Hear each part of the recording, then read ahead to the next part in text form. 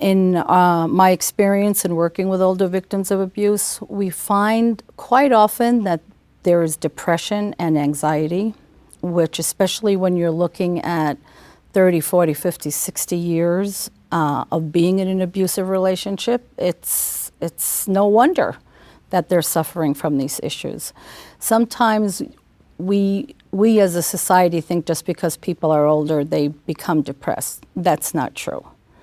So dealing with mental illness on top of dealing with the trauma they've suffered, again, possesses a unique challenge, and you have to acknowledge each one.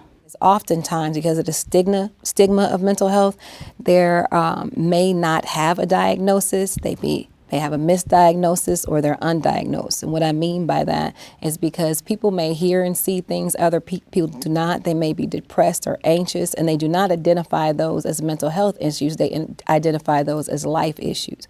Life causes people to be in a place where they're sad. They won't identify it as depression, it's sadness.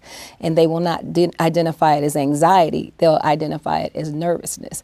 And so some of those things are overlooked because you can't say in a society with older victims that you have mental health, because that means there's something wrong with you. You're crazy. They use terms like I'm crazy or I'm touched. So if an individual already has mental health issues that have not been diagnosed, or they choose not to receive services for, that just complicates the process when it's time to provide services for them as a victim, because we're trying to explain things to them in victim survivor terms, where they may still be dealing with the very issues that brought them to this sense, meaning I am a mental health, I'm striving and struggling with mental health, and now I'm also striving and struggling with I'm a victim. So sometimes I'm coming to a reality around that I have mental health issues. Oh, and by the way, I'm a victim. And that's a lot. And oftentimes when individuals have mental health issues, their families also struggling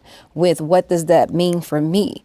Because if someone has a mental illness in certain cultures and certain families, and especially in the older population, that means that the family has a sickness or the family has a disability. And so there's a mark there beyond the cyst that happens with the abuse that comes from the relationships within the family.